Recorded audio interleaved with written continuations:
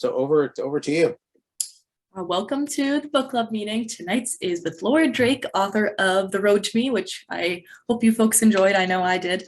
Laura, you can take it away. To introduce myself, Laura Drake. I've written 14, right, Lou? 14 books now. The 14th comes out next April. Most of them are romances. I write small town and cowboy romances because I've been in love with cowboys since a long time, let's say. But I had written a women's fiction and self-published it a couple of years ago. It's called Days Made of Glass. And I wrote it for my sister who I lost to cancer at 32. So it was a book of my heart. The Road to Me is my first published women's fiction. And I fell in love with this book. It's my favorite of those that I've written, and I'm not afraid to admit that I have favorites. It was born of my trips on a motorcycle. My husband, the only reason I agreed to go on a second date with him, because the first one, he just talked about his divorce. Horrible. But right before he dropped me off, he said, "You want to go for a motorcycle ride?" And I thought, okay, he can't talk about his ex-wife when I'm on the back of a motorcycle. So I agreed to a second ride, and that started our romance, but also my love of motorcycling. I rode behind him for 100,000 miles. All of our vacations were taken on motorcycles. And at that time, we lived in California, and you had to go through a desert any way you went, unless you went in the ocean, to get anywhere. And deserts are kind of boring after a while. So I would prop a book up on his back and read when it was boring. But after, you can only read for so many hours. I mean, we went long distances on motorcycles. So I started getting plot ideas in my head, but because I've been a reader all my life, but I'm not smart enough to be an author. Authors are smart people. But I got an idea that I couldn't get out of my head. And that's what started my first book. And I fell in love with the West on the back of a motorcycle. It's very different than riding in a car. In a car, you're riding through places on your way to somewhere else. On a motorcycle, you are in it. You're experiencing it, the cold and the wind in your face and the grasshoppers. And I could go on and on with stories, flash floods, but all that time, I saw so many beautiful places, and they don't have names. It's not Old Faithful or the Grand Canyon, although the Grand Canyon showed up in the book, and I love the Grand Canyon, but there's so much more beautiful parts of America that nobody knows. Route 66 is one of them. I know, it's storied and legendary, but there's some really remote parts, Indian reservations, and there's abandoned parts. I even rode on a bicycle for a couple of miles. And so all those came together in the book. The other thing that fascinated me is the characters. I wanted to take two totally opposite characters, but they're in the same family. And the idea of an unreliable narrator, which Nellie is. I didn't know if I could do it, but I love the idea. And it just all came from that. And the original book, there was quite a bit of revision. I had probably 4 revisions in the book because everybody hated the main character at first. She was too tough, too cold, too unlikable. So I had to soften Jack up quite a bit before she was acceptable. And even so, some of the reviews have said it took them a long time to warm up to Jack. So that's basically it. I've ridden my own motorcycle now 100,000 miles. I still follow my husband, but I'm on a different bike. And I've just had such an amazing life with so many memories because of a motorcycle. That's it in a nutshell.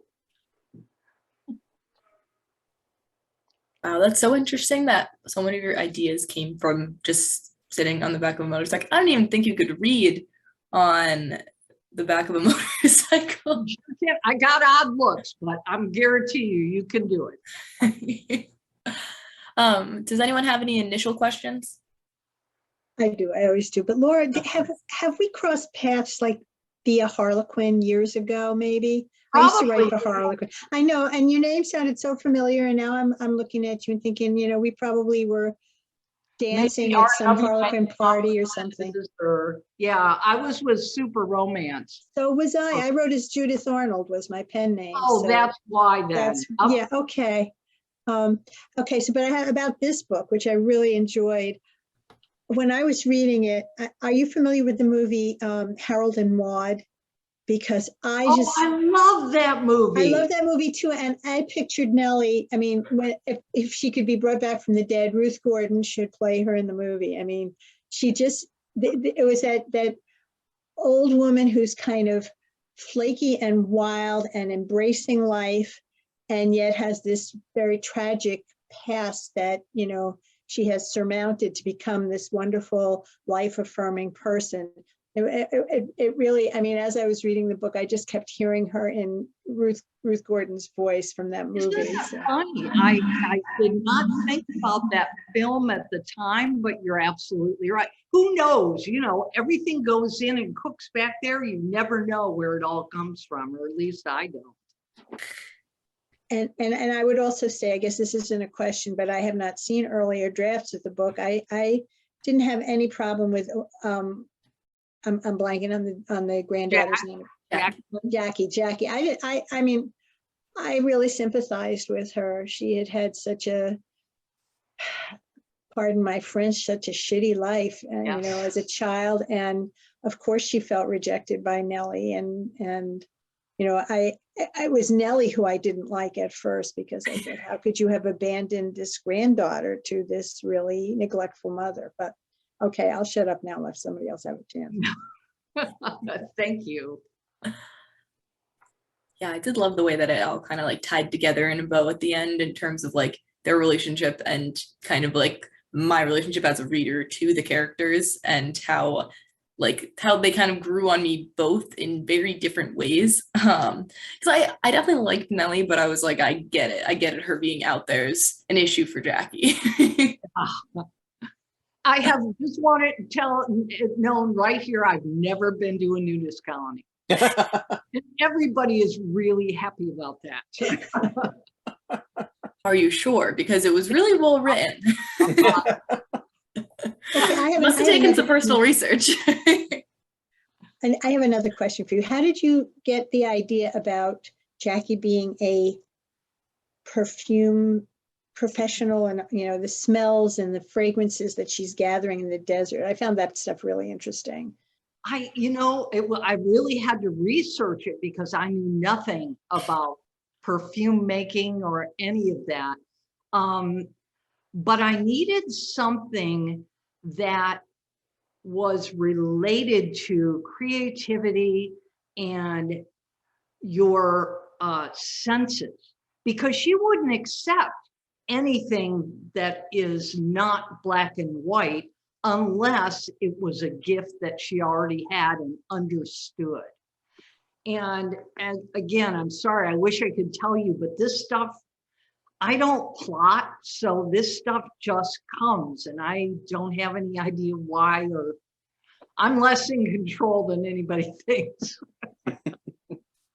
So interesting. So just like the visuals that you got from like your motorcycle rides kind of just gave you like an idea of where you wanted things to be, and then you just came up Well, from I there? knew I wanted Route 66, but of course it stretches from the East Coast to the West. So there's many, many places on Route 66, but I didn't want the really famous ones. Hmm. I wanted the back roads kind of out in the middle of nowhere part of Route 66. And I've been on all of those roads. So I would have loved to, originally I wanted to put it instead of the nudist colony, I wanted them to stop at the Indian reservation there and have her been found by the natives and taken in. But it's really hard to get permission. The poor indigenous people have been so exploited, and it's really hard to get their approval for anything. And I certainly would never write anything that wasn't. So that's where the nudist colony came from. It was a good veer off. Plus, it was kind of perfect for getting Jacqueline like out of her element even further.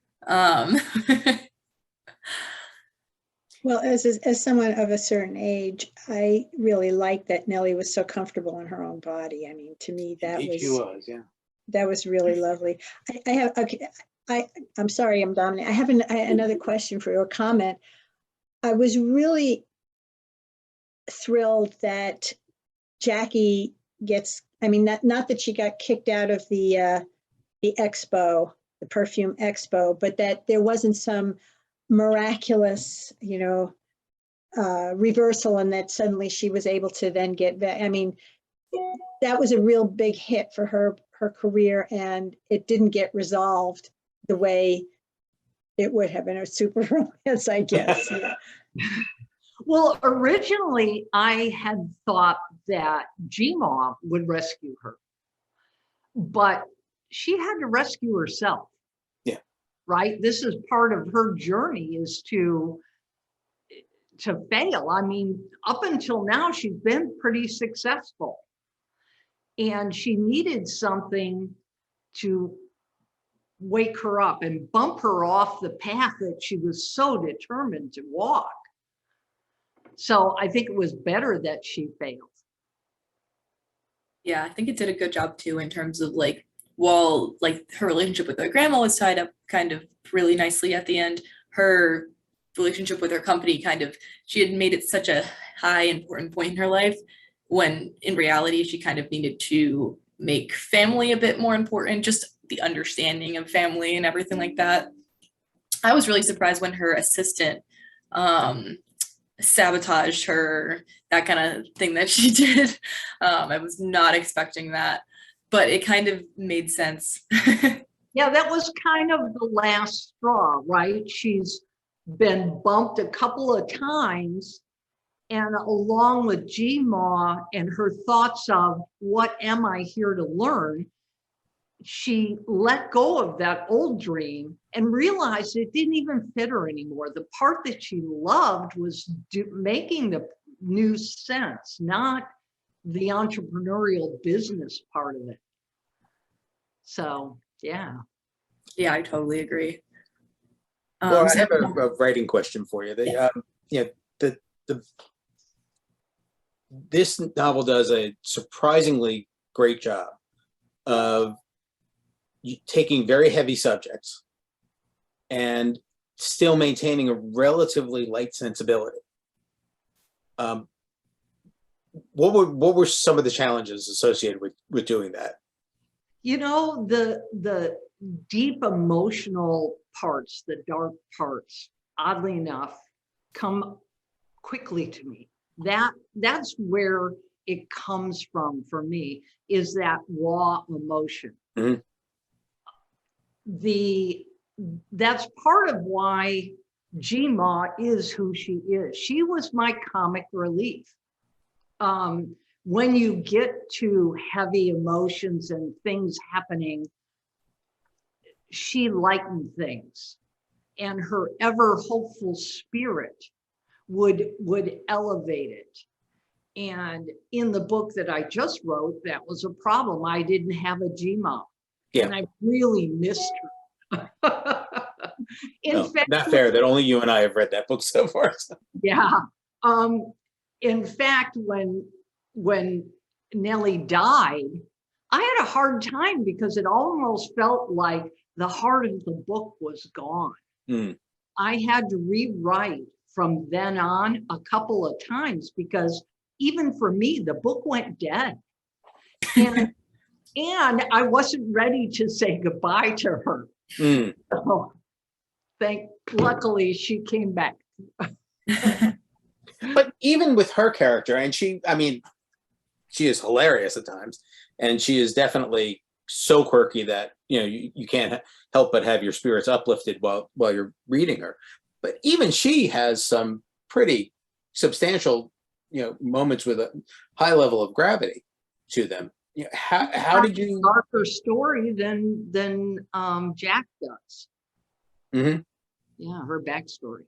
Yeah, and I'm just fascinated with the process, because I think that's a tightrope walk. It really was with that book. It really was. In fact, the goat scene, which when they talk about the book, they all mention the goat. I didn't come up with that. I was at a writer's retreat at a cabin in Ruidoso, New Mexico, and there were 4 of us around the table, and I said, okay, guys, I need something. I've just gone through a really emotional scene, and I need a pratfall. I need some comic relief. And my friend said, I've always wanted to put a goat in a convertible.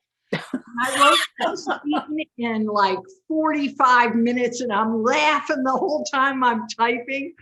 It's crazy how this happens. Did they already have the convertible before you got the information about the goat in the convertible, or was the convertible part of that to get the goat in it? Oh no, I already had the goat. Okay.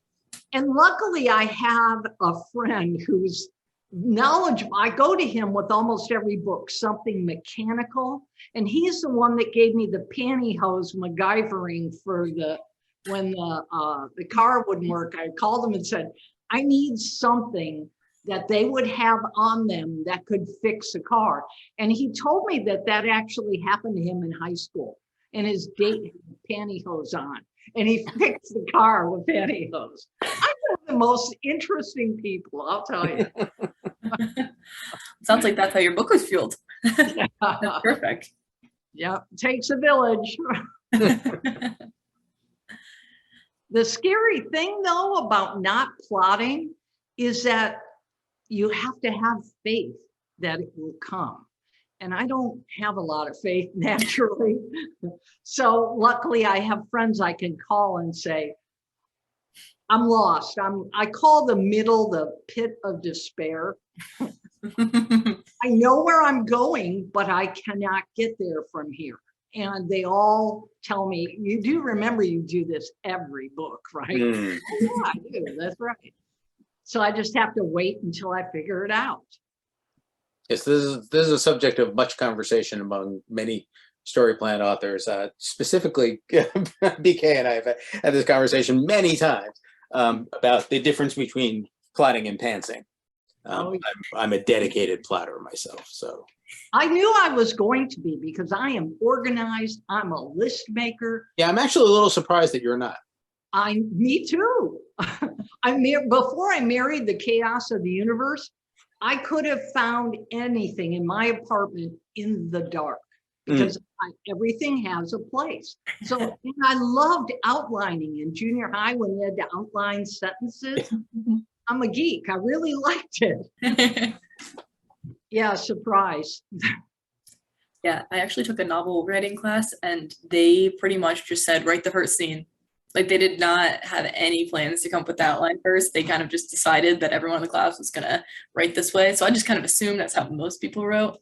I don't know if there's like a certain amount of authors or like a certain percentage that write one way and a certain percentage that write the other. Like, do you think it'd be 50-50 or do you think it'd be mostly pantsing? Wow, I don't know. What do you think, Lou? I would estimate that it's slightly pants dominant. Yeah, Uh, I think it's fairly slightly. I don't think it's, there's Yeah. a lot of people who plot. Yeah, well, I can't imagine not doing it. Actually, I did once not do it. And I got 200 pages into the novel and I couldn't finish it. I realized 200 pages in that I didn't actually have a novel. And see, Yeah. I'm the opposite. If I know everything that happens, why write the book? Exactly. Yes, It's already, you know, it's Yeah, done. my Well, friend- my counter to that is almost in every case, my favorite scene is a scene that I didn't plot. But Come on over. I needed, no, I'm not going over to the dark side, but I needed the plot in order to get there, because it was only because I knew where I had gone and where I was going, that in the process of writing, it was like, "Oh, but I don't have this." And that was how I was able to add that. I feel like a lot of people work backwards from writing. Like if they have one really specific, I don't really know personally, but if they have like one very specific scene in their head and they have to write the novel up to that scene because they really like it and then figure out what goes on next, I feel like that's got to be some sort of style. It's definitely pantsing, but like with an idea. I have a friend who writes out of order. I think she's an alien. I don't know. I don't get how you do that, but she's written novels that way. Wow. Dorinda friend like Jones that is a too, friend yeah. of mine, and she writes 40-page outlines before she writes a thing. And all she has to do is write the dialogue after that. Oh, I've known several writers who do that, who write really extended treatments. I mean, my favorite version of that, it's interesting, is the second time I've thought of this author. This is the same author who's PK, who said that he could write a romance novel over the weekend, the science fiction writer. He was stupid for saying that, but what he would write, like 75-page treatments of his novel in the voice of his main character, even though he was going to write in third person. And it just gave him so much structure that he was able to build the entire novel out from that.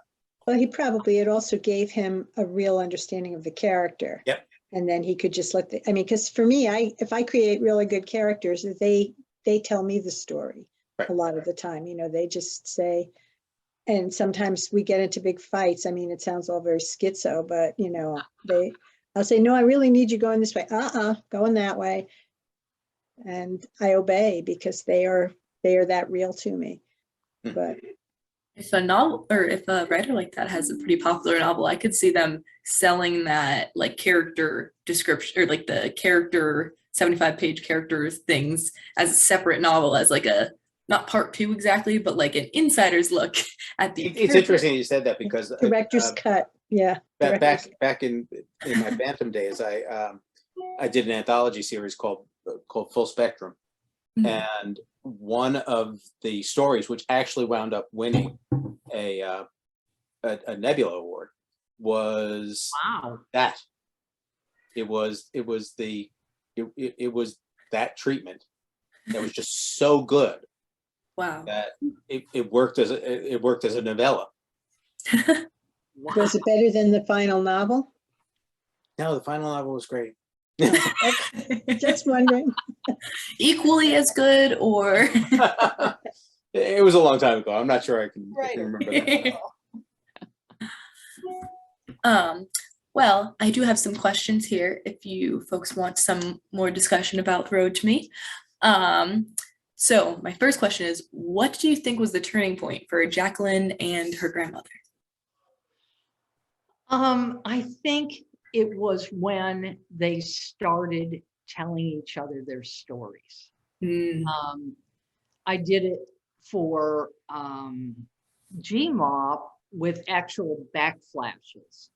Mm. And Jacqueline did tell her, well, it was a story for a story, right? GMA would not tell her what Jacqueline wanted to know without getting some information about Jacqueline. Oh So yeah. I didn't plan the book that way, but the device worked really well because it naturally brought out their backstories. And I think that's when, because, you know, you can be acquainted with someone, but you don't really know what you think about them until you start trading stories about yourself or your experiences, because that's when we empathize. That's when we start to understand someone else. That's when we really connect. I think that's why readers have so much empathy, because they're always like trying, like understanding other people through their point of view and that kind of thing. But I would say if there was like a very specific like moment turning point for me, I was thinking when Jacqueline realized why her grandmother could not stay inside the house, like that exact scene. Right. And it comes way late in the novel. Really? Oh yeah. Yeah. I hoped that people would wonder through the whole book. Only y'all can tell me if that really happened. But that's what I had hoped. Mhm. I Don't thought that connect worked the great. backstory until you really wanted it. Did anyone else have any ideas about their thoughts on the turning point? I don't have an idea quite of that, but I really did like that as we learned more about Nellie, it was, you know, you switched to first person and had like a completely different voice when she talked about her past and, you know, the traumas that she endured as a child. And I did a lot of research on that, and something I'm really not good with is timelines. Time passing in a book, time, you know, I really had to do some work about when the Dust Bowl ended. And orphanages did farm out children back then because they couldn't afford to feed them. This was the Depression. So brutal stories, things like that really happened. Well, and it's so interesting because I feel like Jacqueline just kept not thinking of Nellie as like another full person, and that was why it was so hard for her to grasp, because she was always thinking with this mindset of when she knew her as a kid and how she was very fly by the seat of her pants, and that like obviously was not what she needed as a child, but she never really took her as a full person, which I think a lot of kids do with their parents well into adulthood. Yeah. And I think it's kind of a thing when you grow up and become an adult, and especially when you have kids, Mm-hmm. you really understand your parents on a whole new level. Yeah. I lost my parents before I got that old, so I missed that opportunity. And Jackie did too. Jacqueline did too. Oh, So this was her opportunity to put those pieces together. yeah, and mend that bond. Yes. And the second that was solved, there was no reason for animosity at all. And Right. either end. Yeah. My next question is, when do you think Jacqueline began to realize that she needed to change in order to be happy? Oh, wow. That also came late in the book. She's a bit stubborn. Late bloomer. Yeah. Something I understand real well. Just ask my husband. It wasn't really until I think the nudist colony, when she saw that these people held her grandmother in esteem, so different than her own opinion, she almost had to start thinking, why do they, and why don't I see it? And that scene at the fire, when everybody's sharing their beliefs and their philosophies about life, she realizes she really hasn't even thought about it. She's been so busy keeping her head above water, she really hasn't had time or the brain power to think about it. And that's, I think, where she first realizes that even there is anything else out there. And that kind of opens up her brain to other things, like the skinny dipping they did in the lake, I think is really where she started to see Nellie as a person and somebody she kind of liked. Took a little bit of pot, but I thought it was interesting how the like Jacqueline's relationship changing with her grandmother helped her other relationships too, not only with like her obviously uncovering her assistant slash employee who was not a loyal Right. employee, but with her not boyfriend. What was his Leo. name? Yes. Like Yeah. that whole thing, I kept like I was like, while I can understand from her perspective why she's pushing him away, I also couldn't understand because I was like, come on, like we need the breakthrough. I was afraid that people would think, Leo, why are you hanging with this chick? Mm, You know, yeah. he was a great character. I loved him. Oh, But thought it was really funny, too. I always write, not always, that's not true. My next book won't, but almost always write some romance, even when I'm writing women's fiction. My very first book, half the editors that read it thought it was romance and the other half thought it was women's fiction. So my natural place is right in the trench between those two. And of course, there's less of it in this book than a romance, but I usually do put some in. Well, I definitely think it helps like to understand her growth too, like not even just like with her grandmother, but just her general growth, showing that like not only has Nellie made an effect on her beyond just her personal relationship, but kind of affected her entire vision of life. Yes, and the fact that she's willing to open herself up Mhm. and to be vulnerable, which you've got to think for a person with her background, is the hardest thing. Mhm. Yeah. Well, and it's interesting because for Nellie, like while she wasn't super open with her past, she was obviously open with like herself and just like as a person, but yet like they both kind of opened themselves up in very opposing ways because it was like while Nellie was a bag in the wind, she still wasn't totally like herself with everyone because they didn't really know her past unless she told them. Right. Well, and she wouldn't tell them she killed him. I mean, she killed a man. And so, Yeah. you know, she just basically created a whole new persona and she felt like she was on the run. Yeah. Yeah, I thought that her relationship with that man was honestly really important, and I did not expect it to come up at all. Like, I really wanted to know what her past was. That was because I had no idea why. Like, because I was kind of mad at her too for not staying with Jacqueline, especially in the beginning. I was like, yeah, this is ridiculous. Like, why couldn't you just stay with them? You clearly saw these problems. But also, like, once I knew her history, obviously that changed. Yeah.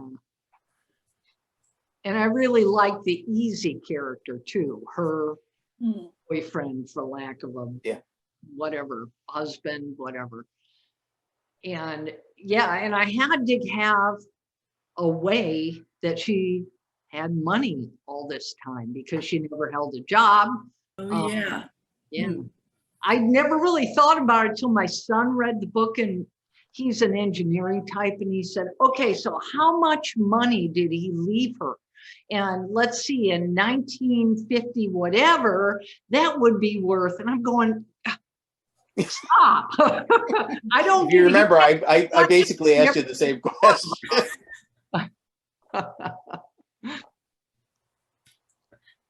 Next question is, have you ever thought about what you are here to learn? Oh, absolutely. Oh, yes. And I know what I'm here to learn. Do you? I think I definitely have learning to go, this yet. but I don't know what. I'm here to learn about me, about being a person separate from everyone else. It took me a long time to create boundaries, and because I didn't grow up with any. And so that's what I am here to learn. I'm sure of it. And being an author was a huge step for me, because it was saying, I've created something and I'm going to put it out there.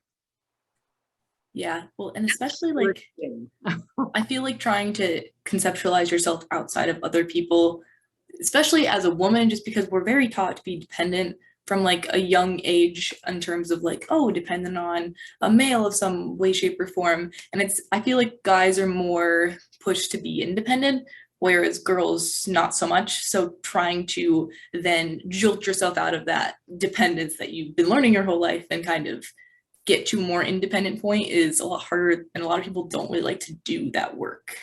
Well, and it's also, I think, about, especially for women, how do I look? Where do I fit in this ranking system? When you walk into a party, am I dressed appropriately? You know, all of that, which hang in there, it goes away with hormones. You're going to love it. It's wonderful. Sorry, Lou, I'm giving away women's secrets here, but. That's so funny you say that. Actually, when my mom met my dad, she told me the story about it. And like the entire first half of the story was her telling me about how she was so underdressed for this party she went to. Like so underdressed. And what she was saying, I didn't really think was that underdressed, but she made like a huge deal about it. And I was like, all right, I get that that's very important to the story. It was important to her. Yeah. Yep, that's, anybody else? Do you know what you're here to learn? Educated guesses. Oh, I have decided that I've had so many lifetimes that I'm not here to learn anything other than to enjoy life. Oh. Good for That's you. a good I like one. Good for you. Yeah. That's a great observation. Yes. I wish more people thought of enjoying life, because I feel like that's a harder concept, especially like to come by in like the US. Like a lot of other countries, I think definitely do prioritize it. Like I think Brazil is the one where they don't work very much, and a lot of people don't have a lot of money. But if you look at like their happiness rating, like they're way up here because they focus more on like the enjoyment of life as opposed to climbing up a ladder or making a certain amount of money and stuff like that. Yes. Well, I'll say that I've been singularly unsuccessful at this learning. Oh. I mean, you can only go up from here, which I've always found really interesting. Sorry, just a second. See, and I think that regardless of circumstances, you can still be happy. Oh, yeah. I've had times in my Circumstances has life that something to do with it. that were just horrible, but I look back and I survived it. I'm not going to say I enjoyed it, but I learned something I needed to be able to be here today and who I am. So I can't begrudge that. Yeah. You know, that when they ask you, if you could go back to high school and do it all again, knowing what you know now, it's like, oh, no way. Yeah. First of all, I barely made it through the first time. Yeah. And secondly, though, think how boring that would be. You already know you're going to make it. Yeah. Half the fun is not knowing. It's early. Thanks. Fair enough. Well, and like there's two different kinds of people I would say that like take with how they embrace like bad moments in their life. Like there's the people that look back and they can actually like conceptualize how it changed their life in not even in a positive way, but in the way that got them to where they are now, versus there's the people that are like, this bad things always happen to me, negative mindset kind of thing, you know? Yep. And you can kind of take a bad situation, go either way with it. Well, and part of it, I think I'm just a, glass overflowing kind of person. It's just, I'll have a bad day just like anybody else, but when you've survived something really bad, Mhm. you know what bad is. Yeah. And so when things go wrong or not the way you wanted them to, you compare it to the really bad and it's not so bad at all, you know? I feel like that kind of conceptualizes Nellie as a character because she went through such a bad thing that anything else afterwards, that's nothing. That's a hair off her back. Exactly. Exactly. Yep. But he still was influenced by it. I don't think Oh, yeah, you definitely. get out of that unscathed. You carry those scars forever. Oh, yeah, for sure. Hmm.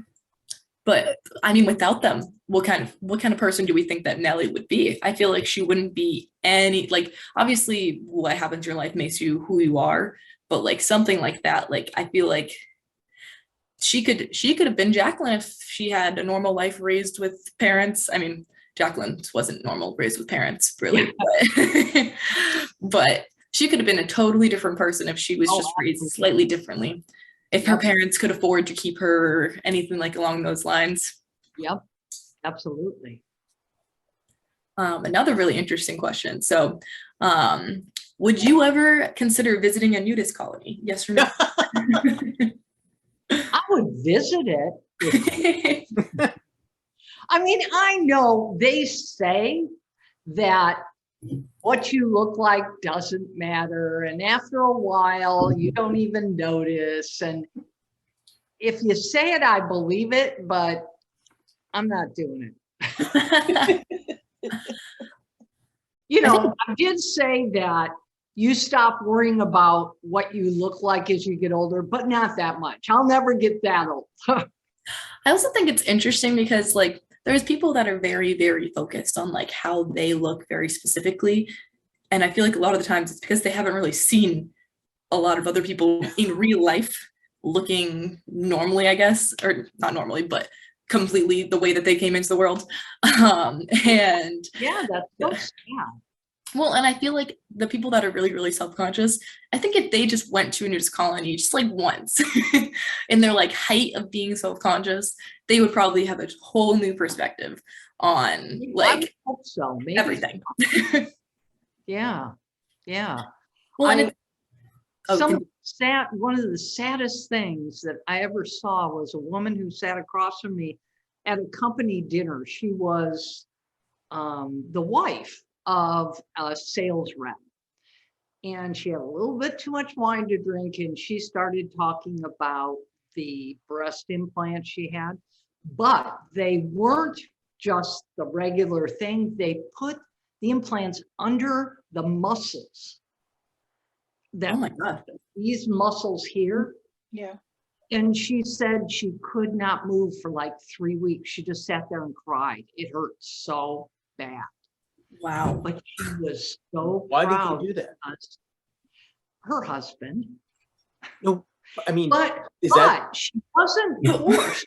She really believed that this was the height of beauty. And I looked at her and I thought, honey, you're going to get older regardless. How sad is your life going to be when you're 50 and all that you've put your self-esteem in is gone or going? Oh, I feel like that people was just never think about that. yeah. Wow. Much easier not being good looking to begin with. Sucked in junior high, but now. Well, I don't know how models get older because like there's a point in like a modeling career usually when people can't continue modeling because they don't have that specific look anymore. And depending on how successful they are, obviously if they're like become celebrity status because of their modeling, then that's different. But there's a point where they can't get like work that job anymore. And I feel like they have to be thinking about that when they start. Like there's got to be an end point and I need to have something to do next. That Do is they not? Are they like those star football players who blow the millions, not even thinking about the fact that my career could be ended this Sunday? Yeah. They That's a good point. It all comes down to how smart is the person underneath it all, because I mean, I'm still, I mean, as far as models can go, you're probably too young to know Christy Brinkley's story. Oh, no, I know her. No, Mhm. you are, but Yeah, the young one in the room. Yes. But basically, when she got to being 40 something, she announced that and I just thought this was so honest, that she was no longer going to do the Sports Illustrated swimsuit editions because it was too hard work to hold her stomach in for that long anymore. good for her. And of course, she had exit plans by then. She was a well-established businesswoman with Yeah. everything else. Smart. But that's the thing. But most of them, don't Yeah. produce any exit plans. They seem to live in a little fantasy that says, I'll be able to do this basically temporary job, which is based on extraordinarily fickle criteria for the rest of my interest in it. That's just not, there's no job that exists like that anymore, whether yeah. it be modeling or sports or me in computer programming. I mean, I have an associate who was trained in a language that was no longer necessary, and so she could never get a job Wow. anymore. And I'm like, I've been doing this for 40 years. And every 5 years I can say that I'm doing something completely different. I'm still playing with computers, but yes, what I determine as work changes. And I think as a writer, the same thing happens. What you write, you can't write with other than a few exceptions, you can't write the same story time and time again. You No. have to keep reinventing what it is that you're doing. Yes. In order to maintain a level of satisfaction in your work, if nothing else. Right. And if you're not advancing, you're going backwards, right? Oh. I mean, I think we all have to grow in whatever career or lifestyle or whatever it is we're doing. If you're not growing, why bother? Yeah, well, I Exactly. don't think it's even advancing backwards anymore. I think it's falling off the cliff backwards. Right. It's Right. just catastrophic anymore. You just don't, you can't start at an 18-year-old and say, I'm going to get into XYZ factory and be there for life. It may not even exist. The career you start in might not even exist by the time you get done. Look at all the Oh. things that don't exist as careers. Statistically, it won't exist. Right. You're right. I'm Yeah, sorry. well, that was what, I, one of the education books that I worked on with Ken Robinson, one of the most provocative things he told me was a study that that predicted that the generation that was coming of age at that point, which was about 7 or 8 years ago, would have between 3 and 4 careers in their lifetime. Huh. Not three or 4 job changes, 3 or 4 careers. Yeah, You know? no, that even sounds outdated for 7 years ago. Yeah, it might be. It might Uh, be. I And mean, my parents, it's been as recently as my parents, there are many men who kept the same job. Same job. Yeah, right. Exactly. Not even, not just staying in the same field, but the same job. Yeah. a Yeah, lot of my friends, even now, fresh out of college, like a lot of them are ready to change their mind about what they went to school for. Like they are like, I might have gone to school for this, but I think I'm gonna do the exact opposite.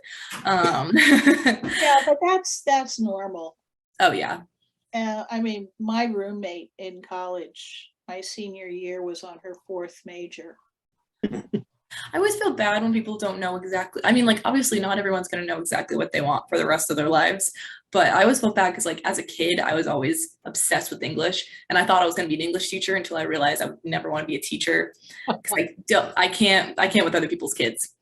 My own probably, but like other people's kids, just not my personal fan. I accidentally exposed exposed the myth of Santa Claus to a kid at summer camp when I was a counselor. So I can't go back to being with the kids. But I always feel bad. Exactly. Well, because especially now so many tech jobs are so big, but as a kid, you're not thinking you want to go into tech. Because at least at my childhood, it was like a thing, but it was never like huge. Like a lot of kids my age didn't even have like computer classes. I did. in elementary school, but a lot of people my age didn't start really working with computers till middle school. And Mm. even then it was like we were all starting from scratch. A different degree to when adults have to learn the new technology, because obviously we're starting with the technology as the technology starts, but so that kind of made it a little easier. But I found that a lot of people didn't really know much unless they were crazy into computers. They don't really know that they want to go into tech until later. Now they get iPads at 3. Mhm. Yes, Oh, that yeah. is correct, 100%. Yeah.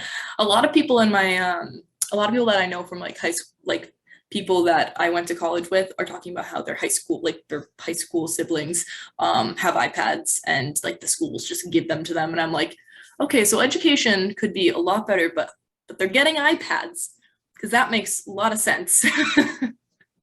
They had slide rules when I was in high school, okay? I mean, I that's, was a member of the Slide Rule Club. It was a slide rule. yeah. I have There one. you go. Fingers, you know, you And could I- count on them, you could. I actually never learned how to use one. I never did either. I had a friend who tried to teach me, but then thank God calculators came Right. into the world. It was right. We were right on that edge where Yes, hallelujah. I Yeah, we learned had the, shorthand in high school. That doesn't even exist anymore. But what's what is that? it? Shorthand. Oh, That- Oh, I've heard heard of that. I heard of that legend. Way back Yeah, when. lots of good legends like that. Back Uh, My mom would always talk about Secretaries typing on would a write keyboard. in shorthand, take letters from the boss. Well, I think it's funny how cursive has been totally thrown out completely. Like That's amazing. I don't know if kids still learn it, but I know that I stopped using it They in don't in the first school year. by like 5th grade. I don't think that you need to use cursive necessarily, but I think because they don't teach drawing either, that kids are my personal feeling is that kids are missing out on certain kind of brain training Mm-hmm. because they've dropped it, and it will either come back, or like I says, they have to come up with something else, because it's a brain to hand skill. Yeah. And brain to hand skill, keyboarding does some of that, but it's not as strong as, Right. you know, as actually writing with a pen or drawing. You know, I guess this drawing would be even better, in my opinion. Oh yeah. But I think as a skill, it's something that it's going to come out that this was a serious mistake. Oh yeah.